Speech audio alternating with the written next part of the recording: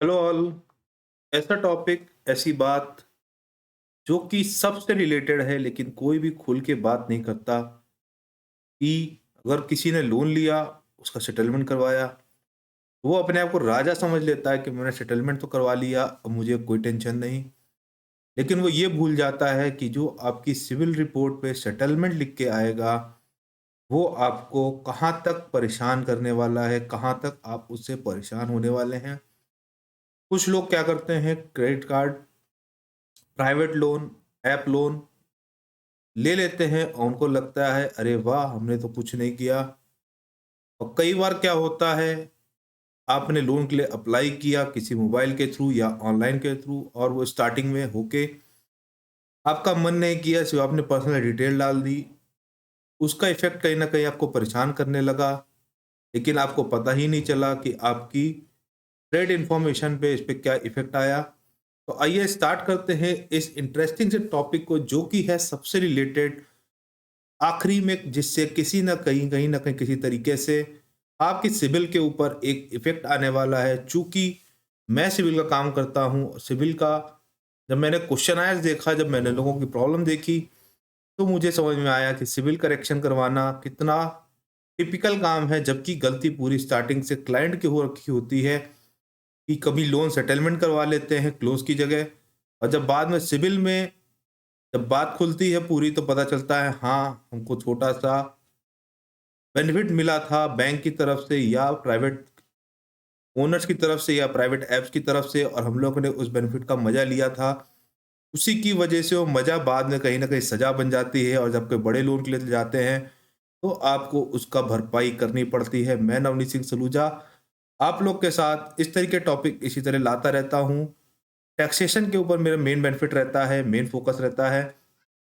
अगर अभी तक आपने चैनल सब्सक्राइब नहीं किया है, तो चैनल सब्सक्राइब कीजिए और पूरी वीडियो देखिए। अगर आपको लगता है कि ये यूज़फुल है और लोगों तक स्प्रेड होनी चाहिए, तो इसे ज़रूर प्रमोट कीजिए। और अगर आपको कोई और इन्फॉर्मेशन चाहिए रिगार्डिंग टैक्सेशन, सिविल टैक्सेशन में कुछ भी हो, इनकम टैक्स हो, जीएसटी हो, अदर टैक्सेशंस हो, सब में मैं आपको अपना ओपिनियन दे सकता हूँ, और नीचे व्हाट्सएप नंबर डिस्क्रिप्शन बॉक्स में आपको मिल जाएगा, उससे आप मुझसे जुड़ सकते हैं। तो आइए स्टार्ट करते हैं इस वीडियो को। कुछ बातों इस पूरी वीडियो को मैंने 2-3 पार्ट्स में डिवाइड किया है। सबसे पहले बात कर लेते हैं प्राइवेट लोन्स के बारे में। आज की दुनिया बहुत अलग हो चुकी है, ये मोदी सरकार की दुनिया है। अगर मैं बात करूँ लोन्स की, तो इस समय जो सरकारी रेट है वो 7 से 8% पे आ चुका है, और बहुत ही कम लोगों को ये चीज़ पता है। मज़े की बात तो ये 7 से 8% का मतलब 1% मंथली भी नहीं हुआ। लेकिन जब आप प्राइवेट बैंक की तरफ जाते हैं, तो वो आपको 2 चीज़ में घुमा देते हैं। एक मार्कअप कह देते हैं और एक मार्क डाउन कह देते हैं। इंटरेस्ट के रेट्स पे जैसे ही इस पे घुमाएँगे, तो जो चीज़ 22% पड़ रही होगी, वो घूम के सीधा 10% पे आ जाएगी, और 10% वाली चीज़ 22% हो जाएगी। सबसे पहला फैक्ट प्राइवेट लोन के रिगार्डिंग, उसकी कैलकुलेशन को समझिए, इंटरेस्ट रेट को समझिए। उनके कैलकुलेशन चार्ट को तो एकदम साइड में कर दीजिए, उसकी कोई भी समझने की आपको ज़रूरत नहीं है। आप खुद उसको समझ सकते हैं एक नॉर्मल कैलकुलेटर पेन लेके कि इसमें इंटरेस्ट कैसे कैलकुलेट हुआ है और इसमें रेट ऑफ इंटरेस्ट क्या पड़ रहा है। दूसरी बात समझ लीजिए क्रेडिट कार्ड के रिगार्डिंग, क्रेडिट कार्ड कई लोगों के पास होता है, लेकिन उसको चलाना कैसे है किसी को नहीं पता। कुछ लोग इसको भी नहीं ध्यान देते अपना मंथली स्टेटमेंट को, कि हमारे मंथली स्टेटमेंट में क्रेडिट कार्ड में क्या-क्या इंक्लूड हो रहा है, क्यों इंक्लूड हो रहा है, होना चाहिए कि नहीं चाहिए। एक सेबी का बहुत अच्छा इनिशिएटिव मुझे दिखाई दिया, जो कि मेरी रिसर्च का पार्ट बना। उसको मैं पहले ही रिसर्च कर रहा था इस टॉपिक पे, लेकिन जब सेबी का इनिशिएटिव आया, तब जाके मैंने इस वीडियो को बनाने के लिए, आप लोग तक पहुँचाने के लिए सोचा। उसमें भी उन्होंने यही कहा है कि अगर आज आप अपना क्रेडिट कार्ड और क्रेडिट संबंधी जो भी किस्तें हैं, जो भी आपका पेमेंट्स है, अगर आप उसको लेट कर रहे हैं, तो वो कहीं न कहीं आपको आपके क्रेडिट स्कोर को बहुत बड़ी टेंशन देने वाले हैं। और जब आपको वो टेंशन देंगे, तो आपको कोई बड़ा लोन लेना होगा, तो आपको वित्त प्रॉब्लम बहुत ज़्यादा आएगी। वित्त संकट उन्होंने वर्ड यूज़ किया था कि आपको वित्त संकट हो जाएगा। तो तभी उससे पूछा भी गया था कि आप बताइए कि क्या चीज़ होनी चाहिए? तो उन्होंने कहा कि आप टाइम से लेके चलिए पेमेंट्स को, ताकि आपको प्रॉब्लम ना होने पाए। इसी पे मैं एक चीज और ऐड कर रहा हूं कि जो क्रेडिट कार्ड की बात है, क्रेडिट कार्ड बोले तो आपको टाइमली पेमेंट करना है ताकि उस पे इंटरेस्ट की बात ना हो, या अदरवाइज एक चेक बाउंस होती है या एक आपका फिगर ऑटो पे अगर आपने लगा रखा है, अगर वो ऑटो पे नहीं हुआ है तो ये मान के चलिएगा कि 1000 रुपये सीधा सीधा आपके अकाउंट से डेबिट हो चुके होते हैं, लेकिन वो हम लोग को कैलकुलेशन में कहीं अंदाजा ही नहीं मिलता है कि क्या हुआ क्या नहीं हुआ। तो दूसरा इनिशिएटिव मेरा ये हुआ कि पहला मैंने प्राइवेट लोन के बारे में बताया, दूसरी चीज क्रेडिट कार्ड पेमेंट्स के बारे में बताई। क्रेडिट कार्ड में जैसे ही आपकी जो इंस्टॉलमेंट है या जो ईएमआई जो बनी या जो अमाउंट ड्यू बताता है, वो जो अमाउंट ड्यू है अगर आपने उसको ड्यू डेट से पहले कर दिया पेमेंट तो बहुत बढ़िया, अगर पेमेंट के बाद किया तो लगेगा बाउंस का पेमेंट, बाउंस का चार्ज।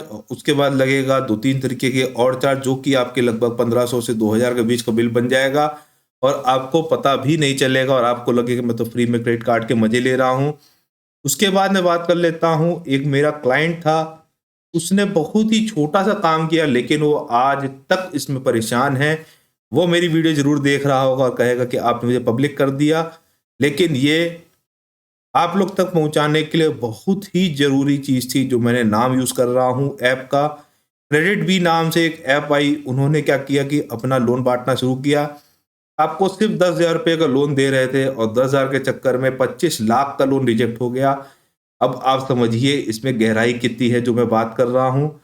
जब मैंने बात स्टार्ट की तो उनसे मैंने पूछा साहब हुआ क्या था ये तो बता दो कि आपका 25 लाख का लोन रिजेक्ट हो रहा है, प्रॉब्लम क्या है यहाँ पे। तो उन्होंने बताया कि मैंने सिर्फ क्रेडिट बी के लिए एक मैंने ऐप इंस्टॉल की, उससे इंस्टॉल करके मैंने अपना पैन आधार डाला था, 10,000 रुपये मुझे लोन मिलने थे लेकिन मैंने उसको एप्लीकेशन को रिजेक्ट कर दिया था। लेकिन पैन आधार डालने की वजह से उन्होंने उसको प्रोसेस में डाल दिया।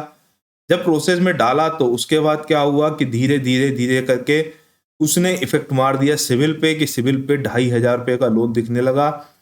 जैसे ही उनको 25 लाख रुपए का लोन के लिए अप्लाई करना था तो उनके सिर्फ 2,500 के लोन के चक्कर में बैंक्स ने उन्हें रिजेक्ट किया कि आपने 2,500 का लोन आप नहीं दे पाए, 25 लाख का लोन कहाँ से लेंगे। जब ये बात सामने आई तो वो मेरे पास आए, जब मेरे पास आए तो मैंने क्रेडिट बी को मेल लिखना शुरू की। जैसे ही क्रेडिट बी को मैंने मेल लिखी तो वहां से रिप्लाई आया, we are sorry sir, we are sorry for the inconvenience, we will help you. इस तरह के मैसेज वहां से मेल आई। तो मुझे लगा नहीं यार, हो सकता है कि कंपनी सही है तो कहीं ना कहीं ये प्रॉब्लम मेरे क्लाइंट की गलती हो सकती है या कोई मैटर ऐसा रहा होगा।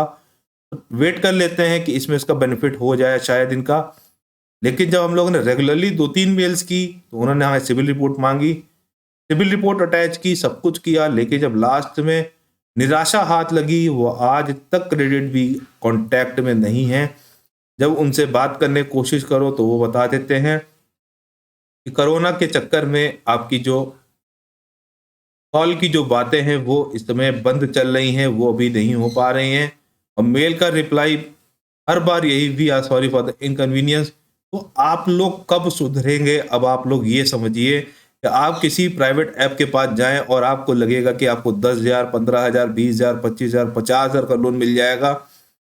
और लोन मिल जाएगा ये आपको लगता है, अगर लोन मिल भी गया तो वो कितने तरीके के इंटरेस्ट लगाते हैं, क्या रेट ऑफ इंटरेस्ट रहता है, कभी सोच के देखिए। वो 20 से 25% का रेट ऑफ इंटरेस्ट आपसे चार्ज करते हैं, जबकि गवर्नमेंट के आज का जो इंटरेस्ट का जो रेट है वो सिर्फ 7 से 8% है। तो आप लोग किस तरफ मूव कर रहे हैं, आपको किस तरफ होना चाहिए, आपको अपनी पूरी डिटेल कैसे मैच करके चलना है, ये सब पूरी प्लानिंग एक फाइनेंशियल एडवाइजर से लीजिए, ना कि खुद फाइनेंशियल एडवाइजर बनिए। खुद बनने के ही चक्कर में क्रेडिट भी जैसी फर्में आके आपको परेशान करके चली जाती हैं। और नटशेल क्या होता है कि कुछ भी नहीं समझ में आता और उसका इफेक्ट सिविल पे आ जाता है। एक चीज समझ लीजिए, सिविल को सही करने का कोई तरीका नहीं है। सिविल को सही करने का तरीका सिर्फ यही है कि हम खुद सोच समझ के इन्वेस्ट करें, जो कि इस समय सेबी भी बहुत ज्यादा अपना इनिशिएटिव दे रहा है, क्योंकि उसको भी इसी तरीके के लूप होल्स के बारे में जानकारी मिल रही है कि इस तरह के लूप होल्स इसमें चल रहे हैं। तो ये स्लाइड मेरी थी क्रेडिट बी और रिलेटेड साइट्स के रिगार्डिंग, जो कि फ्री में लोन बांट रही हैं बिना सिक्योरिटी के। जब बिना सिक्योरिटी को लोन देता है तो लोन कैसा होता है आपको बताने की जरूरत नहीं है, आप खुद समझ सकते हैं, आप समझदार हैं। अगली चीज समझ लेते हैं लोन सेटलमेंट एंड क्लोज के बारे में। ये भी बहुत ही बड़ा इनिशिएटिव है, बहुत ही बड़ा चेंज आ चुका है पहले की सिनेरियो में और आज के सिनेरियो में इसके बारे में बात कर लेते हैं। मान लेते हैं कि आपने कोई एक XYZ कंपनी से या बैंक से आपने लोन ले रखा था। अब आपको धीरे धीरे करके पता चला कि यार ये तो बहुत ही ज़्यादा इंस्टॉलमेंट हो रही हैं या एक दो इंस्टॉलमेंट आपकी ब्रेक हो गई हैं। तो अब आप बैंक के पास गए, सर हमारा ये जो लोन है इसको ख़त्म कर दीजिए। आपको जो बीच का रास्ता निकालना निकाल लीजिए। उसने भी दिमाग लगाया, बीच का रास्ता निकाला और आपको दे दिया सेटलमेंट का एनओसी की। एनओसी आपकी है, जो लोन सेटल हो गया। आप हो गए खुश, अरे वाह मुझे तो 15,000 रुपये या 20,000 रुपये या 25,000 रुपये या 50,000 रुपये तक आपको बेनिफिट मिल गया। कुछ जगह तो मैंने देखा 11,000 21,000 के चक्कर में भी ये बेनिफिट का मजा लोगों ने लिया और बाद में बनी वो सजा। तरीका क्या हुआ, फंसे कहाँ पे, अब ये समझिए। ये एक लास्ट स्लाइड है मेरी और ये सबसे ज्यादा इंपॉर्टेंट है। इसको देखे बिना वीडियो को स्किप ना करिएगा, नहीं तो आपको समझ नहीं आएगा मैं क्या समझाना चाहता हूं। जैसे ही वो लोन सेटलमेंट की एनओसी आपको मिली, 1 महीने के अंदर अंदर सिविल अपडेट हो जाती है। 1 महीने के बाद क्या हो गया, 1 महीने के बाद उस सिविल में लिख के चला है लोन क्लोज की जगह लोन सेटल्ड, राइट ऑफ। जैसे ही राइट ऑफ या सेटल्ड लिख के आया, अब आप गए एक दूसरे बैंक के पास कि भैया हमको लोन चाहिए था। अब वो कहेगा कि आपका लोन तो खत्म हुआ नहीं। आप कहेंगे नहीं यार खत्म हो गया, मेरे पास एनओसी रखी है। जब वो एनओसी पड़ेगा तो आपके ऊपर बहुत तेजी से हंसेगा। रीजन ये होगा उसको चाहिए था लोन क्लोज, आपने 15 20 25 50,000 के लिए लोन सेटल्ड करा के आप बाहर आ गए और आपको लगा अरे हम तो पुरानी स्टाइल में जी रहे हैं, सिविल में कोई खास इफेक्ट आता नहीं है। मेरे पास अब पैन नहीं लगा था, तब आधार नहीं लगा था, तब ये नहीं था, तब वो नहीं था। तो इन सब चीज़ों को ख़त्म करने के लिए ही तो गवर्नमेंट ने पैन और आधार का कॉन्सेप्ट लेके आई थी कि पैन अगर आपका लगा होगा तो सिविल पैन से पकड़ी जाती है और उसी से पकड़ ली जाएगी। कुछ लोगों ने दिमाग लगाया कि अपने 2 पैन बनवा लेते हैं। जब 2 पैन बने तो ऑथेंटिक तो एक ही होगा क्योंकि आधार लगा था। जब लगा था तो आधार के साथ लिंक होना चाहिए था। जो लिंक नहीं है, दूसरा पैन जो बना ऐसे इनवैलिड हो गया, का यूज़ नहीं हो सकता। इनकम टैक्स ने 2 पैन पे पेनल्टी लगा दी 10,000 रुपये की। अब आप समझ लीजिए आप किस सिनेरियो की तरफ मूव कर रहे हैं और गवर्नमेंट किस सिनेरियो की तरफ आपको लेके जा रही है। कभी भी ऐसा नहीं होता कि गवर्नमेंट आपको हाथ में हथकड़ी पहना के कहेगी आप ये काम करिए। गवर्नमेंट हमेशा पेनल्टी लगा के आपको सुधारने की कोशिश करती है। तो अब आपने गलती क्या की, आपने 2 पैन बनवा लिए। 2 पैन हर तरफ से आपको कहीं ना कहीं प्रॉब्लम दे दिए। फिर वापस आता हूँ सिविल की तरफ। जब आपने लोन सेटल्ड कराया था तो उसके 1 महीने बाद आपकी कहानी पलट चुकी थी। सिविल में लिख के आ गया था राइट ऑफ ऑब्लिक सेटल्ड, जिसका मतलब हुआ कि लोन क्लोज ही नहीं हुआ। जब लोन क्लोज नहीं हुआ है तो आपको अगला लोन कैसे मिल जाएगा। अब आप फिर से भागते हुए गए पुराने वाले के पास कि साहब हमारे तो पहले अब से आपने एनओसी दी थी, आपने कहा था लोन खत्म हो जाएगा और मुझे 4 लोगों ने एडवाइस दिया था, इस तरह का मैसेज आया था, यहाँ से फ़ोन आया था, वहाँ से फ़ोन आया था। तब आपका फिर से लेजर निकाल के रखेगा। आप कहीं और लेजर निकलवाएंगे तो जीरो दिखेगा, उसके पास बैलेंस दिखेगा, आप कहेंगे तो खत्म हो गया था। ये प्रैक्टिकल मजाक नहीं चल रहा है आप लोगों के साथ कि आप लोग कर क्या रहे हैं। बीइंग प्रैक्टिकल, आप लोग ये सब बंद कर दीजिए। सेटलमेंट का कोई तरीका नहीं होता। Until unless the loan is closed, loan को क्लोज कराने के लिए दौड़िए। एक बार क्लोज हो जाएगा तो आपकी सिविल भी बढ़िया रहेगी, आगे आप लोन भी ले सकते हैं। टाइमली पेमेंट करना बहुत ज़्यादा ज़रूरी है। अगर टाइमली पेमेंट नहीं है तो कहीं ना कहीं आपको प्रॉब्लम आने वाली है। उसकी प्रॉब्लम के लिए भी आप तैयार रहिए। तो ये इस तरह की वीडियो इंटरेस्टिंग वीडियो है, लेकिन हर बंदे से रिलेटेड भी जरूरी है कि वो कैसे बंदा उसको टैकल कर रहा है, और जब फंस जाता है तो मेरे पास आता है। तब मैं भी कुछ नहीं कर सकता। तो मैंने सोचा क्यों ना एक इंटरेस्टिंग वीडियो बना के एक ऐसा वेबिनार रिकॉर्ड करूं जो आप लोग के लिए हमेशा के लिए सतर्कनेस ले आए, कि आप लोग के अंदर एक एटीट्यूड आ जाए कि नहीं यार क्लोज तो कराना ही कराना है, चाहे जो हो जाए। और कोई भी प्राइवेट साइट पे लोन के लिए अप्लाई नहीं करना है। अगर करना है तो बहुत सोच समझ के करना है और उसकी कोई भी सिंगल किस्त, सिंगल ईएमआई बाउंस नहीं होने देना, चाहे जो हो जाए। नहीं तो 2,000 रुपये तो सीधा सीधा प्राइवेट वाले ले लेते हैं बाउंस चार्ज के नाम से, और आपको लगता है यार इसमें तो देना ही पड़ेगा, गलती मेरी थी। ये कहाँ जा रहे हैं हम लोग, क्यों जा रहे हैं हम लोग, आप लोग समझिए। इसमें गलती गवर्नमेंट की नहीं, गलती अपनी है। गवर्नमेंट 8% को भी लोन दे रही है तो हम लोग क्यों 20-25% पे लोन ले रहे हैं। ये था छोटा सा अपडेट, छोटा सा कंटेंट जो मुझे लगा आप लोग तक पहुंचाना बहुत ज़्यादा ज़रूरी है। अगर आप कहेंगे तो आपको अगर लगता है कि आप भी कहीं फ्रॉडस्टर में हैं तो अपनी कहानी जरूर मुझे नीचे डिस्क्रिप्शन बॉक्स में लिखिए, व्हाट्सएप पे लिखिए। मैं उसको स्टडी करना चाहता हूँ कि इससे कितने टॉपिक, कितनी बातें इस समय मार्केट में चल रही हैं और उसमें गलती किसकी है, इन्वेस्टर की गलती है कि बैंक की गलती है या गवर्नमेंट की गाइडलाइंस की गलती है। मुझे नहीं लगता गवर्नमेंट की गाइडलाइंस की गलती होगी यहाँ पे, क्योंकि यहाँ सिर्फ और सिर्फ अपनी गलती है। छोटा सा बेनिफिट लेने के चक्कर में बहुत ही बड़ा कांड हम लोग कर चुके हैं, हम लोग को पता भी नहीं हुआ क्या है। जब एक बड़ा लोन लेने जाएंगे साहब तो समझ में आ जाएगा मैटर कहाँ रुका हुआ है। मैंने जो लास्ट लाइन लिखी, best option to invest for loan, वो है गवर्नमेंट बैंक, उसके अलावा कुछ भी नहीं। आप अगर एक नॉर्मल फोर व्हीलर भी कहीं से निकलवाते हैं प्राइवेट से, तो वो भी आपको कहीं ना कहीं चूस रहा होता है। इससे ज़्यादा मैं नहीं बोल सकता आप लोग के सामने कि कहाँ पे क्या, आप समझदार हैं, आप समझ चुके हैं। यहीं पे वीडियो को समाप्त करता हूँ। Till then Tata.